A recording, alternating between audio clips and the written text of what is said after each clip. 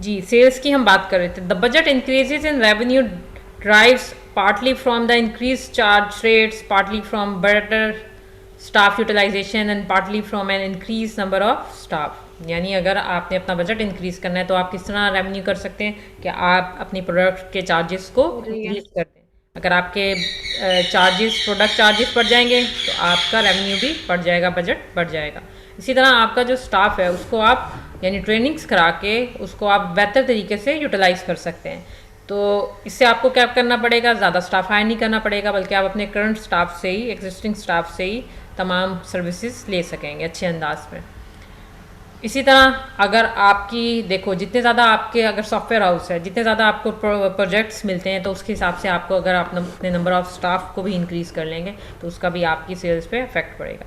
All these factors are influenced by the forward sale positions, that is by the staff required and the rate earned on the work to which the company is committed in the coming months। तो ये जो जितने भी factors हमने ऊपर देखे हैं इनका क्या होता है, आपके सेल्स पे डायरेक्टली इन्फ्लुएंस होता है। अगर आपका रेट ज़्यादा है तो आप ये भी देखना है कि आप अपने स्टाफ को कितने रेट पे कर रहे हैं। आपने अपने स्टाफ को 1 महीने के लिए हायर किया है, 1 साल के लिए हायर किया है, किस रेट पे हायर किया है, तो ये सारी चीज़ें भी आपके सेल्स को अफेक्ट कर रही होती हैं। 2 reports are use for assessing and monitoring the sales position. इसके लिए हम 2 तरह की रिपोर्ट्स को यूज़ करते हैं। अगर आपने अपनी सेल्स पोजीशन को मॉनिटर करना है तो आप 2 तरह की सेल्स रिपोर्ट यूज़ करते हैं। मेरी आवाज़ ठीक नहीं आ रही बच्चों? अच्छा, हमारे पास 2 तरह की सेल्स रिपोर्ट है तो उनको हम देखते हैं।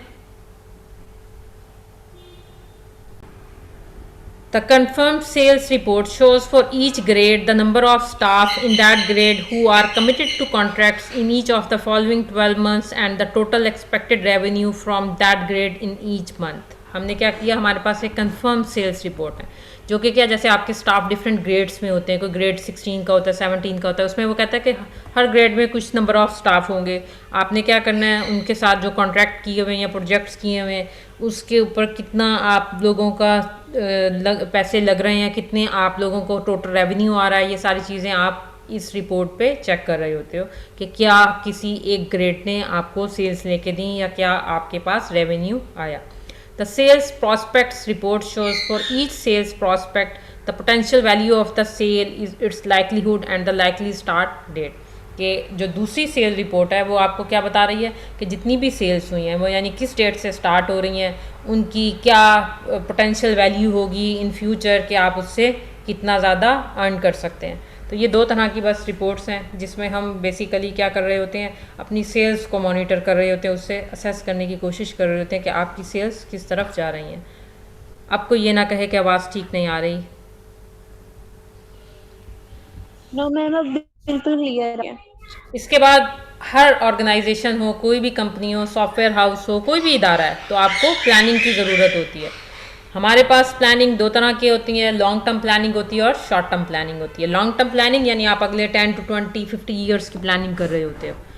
तो लॉन्ग टर्म प्लानिंग में हम कह रहे हैं स्ट्रेटेजिक प्लानिंग फॉर फ्यूचर, कि आप फ्यूचर के लिए कुछ स्ट्रैटेजीज बना रहे हो, प्लान कर रहे हो कि किस तरह हम क्या स्ट्रैटेजी का बनाएं अपनी ऑर्गेनाइजेशन के लिए, सॉफ्टवेयर हाउस के लिए, कि अगले हम 10 से 50 सालों के लिए सर्वाइव कर सकें, मार्केट में रह सकें। The ability to plan strategically and to achieve strategic objective is the hallmark of well run successful companies। तो आपकी स्ट्रेटजीज डिपेंड कर रही होती हैं, आपके ऑब्जेक्टिव को बता रही होती हैं कि कोई भी अगर सक्सेसफुल कंपनी है उसके क्या स्ट्रेटेजिक है, उसकी क्या स्ट्रेटजी वो यूज़ कर रही है, क्या उसके ऑब्जेक्टिव्स हैं। तो ये बेसिकली आपकी कंपनीज जो ऑब्जेक्टिव्स होते हैं वो किसी भी सक्सेसफुल कंपनी के ऑब्जेक्टिव्स बता रहे होते हैं कि आगे इनके क्या लॉन्ग टर्म प्लानिंग्स होंगी। Strategic planning in cyanide has 2 related aspects. वो कह रहे साइनाइड्स में 2 एस्पेक्ट्स देखे गए। क्या उनकी स्ट्रेटेजी थी साइनाइड की? The first is to identify appropriate long term goals, कि उन्होंने क्या करने हैं, जो भी आपके लॉन्ग टर्म गोल्स हैं उनको आपने आइडेंटिफाई करना है। और दूसरी स्ट्रेटजी क्या थी साइनाइड सॉफ्टवेयर हाउस की? Second is to identify and formulate plans to overcome those problems which are inhibiting it from attaining these goals. और उनके जो दूसरे नंबर की स्ट्रैटेजी थी वो ये थी कि जो आपने प्लान्स बनाए हैं, गोल्स बनाए हैं, उनको अचीव करने के लिए बीच में अगर कोई हर्डल्स या प्रॉब्लम्स आ रही हैं, आपने उनको आइडेंटिफाई करना है ताकि आप आसानी के साथ उन गोल्स को अचीव कर सको। तो साइनाइड की लॉन्ग टर्म प्लानिंग में ये 2 गोल्स शामिल थे। लॉन्ग टर्म प्लानिंग इन्वॉल्व्स, क्या इन्वॉल्व होती हैं, क्या चीज़ें इन्वॉल्व होती हैं लॉन्ग टर्म प्लानिंग में? एक्सपेंशन प्लान, कि आपका अगर कोई सिस्टम है, अगर एक कॉलेज है तो उसकी एक्सपेंशन प्लान क्या होंगे कि अगर मेरा कॉलेज लाहौर में है तो मेरी प्लानिंग ये हो सकती है कि ये अगले 2 सालों में गुजरांवाला, गुजरात यानी जो साइड एरियाज़ हैं, शेखुपुरा, इनमें मेरी ब्रांचेस हों। इसी तरह सॉफ्टवेयर हाउस की भी होगी कि अगर मेरा एक मुल्क में सॉफ्टवेयर हाउस है, यानी पहले तो मेरी टारगेट होगा कि उसी कंट्री में, एक ही कंट्री में रहते हुए मेन सिटीज़ को मैं अपना टारगेट करूँ। उसके बाद हो सकता है कि मैं ग्लोबल लेवल पे एक्सपेंशन का सोचूं। कंपनी इमेज, आपकी कंपनी का इमेज क्या है? जैसे साइनाइड क्या बनाती है? ऑन डिमांड सॉफ्टवेयर्स बनाती है, और क्या बहुत ही गुड क्वालिटी सॉफ्टवेयर्स बनाती है, तो इमेज उसका अच्छा ही है। प्रोडक्ट मिक्स, प्रोडक्ट मिक्स में क्या आ जाता है? फ्री बेस्ड रेवेन्यू और पैकेज सॉफ्टवेयर। फ्री बेस्ड यानी आपको डिमांड आई, आपने उसके अकॉर्डिंग क्या बना दिया, प्रोजेक्ट बना दिया, आपको यानी उस वक्त रेवेन्यू मिल गया। लेकिन रेवेन्यू कब मिलेगा? जब आपने वो प्रोडक्ट डिलीवर कर दी। पैकेज सॉफ्टवेयर ऐसे सॉफ्टवेयर यानी आपने एक बार सॉफ्टवेयर रिलीज कर दिया, उसके बाद आप उसके डिफरेंट वर्जन्स निकालते रहते हैं, तो आपके पास कॉन्टीन्यूस रेवेन्यू जनरेट होता रहता है। फाइनेंस अंडर कैपिटलाइजेशन, अब जो हम बात कर रहे हैं साइनाइड की बात कर रहे हैं, तो वो कहते हैं फाइनेंस के मामले में आपकी जो साइनाइड का सॉफ्टवेयर हाउस था वो अंडर कैपिटलाइजेशन था, यानी उसके पास इतना ज़्यादा फाइनेंस नहीं था, यानी शॉर्ट चल रहे थे वो। तो कंक्लूजन क्या था? Cyanide despite it's problem is a successful and well managed company, यानी तमाम मसले मसाइल के बावजूद वो एक अच्छी कंपनी थी। However they need to go multinational, वो क्या चाहते थे कि हम भी अपने आप को मल्टीनेशनल कर लें, ग्लोबल कर लें। Do directors have the expertise to manage this transition और to run the resulting company? वो कह रहा है क्या आपके डायरेक्टर्स, यानी जो डायरेक्टर्स थे साइनाइड के, क्या उनके पास इतनी एक्सपर्टीज़ हैं? ये एक आसान सी बात नहीं होती कि आप कह रहे हो कि जी हम नेशनल से मल्टीनेशनल हो जाएं। इस ट्रांजिशन में, इस चेंज में आपको एक्सपर्टीज़ रिक्वायर्ड होती हैं। क्या ये पॉसिबल था यानी इस कंपनी के लिए कि वो इस तरह रन हो सके? तो डिपेंड करता है। Agreements for collaboration with comparable companies, तो सोल्यूशन इसका ये है कि अगर तो एक्सपर्टीज़ हैं तो फिर तो आपको वाकई एफर्ट करनी चाहिए, और अगर नहीं है तो फिर जो आपसे बेहतर कंपनीज हैं यानी जिनका इस तरह यानी अपने आप को वो ऊपर लेके गई हैं, आप उनसे क्या करें? कोलैबोरेट कर लें, एग्रीमेंट्स कर लें कि हम आपके साथ मिलकर काम करेंगे, आप हमें यानी हाँ एक तरह की वो कह लो गाइडेंस लेते हुए हम आपको देखते हुए अपनी कंपनी को भी एक्सपैंड कर सकते हैं।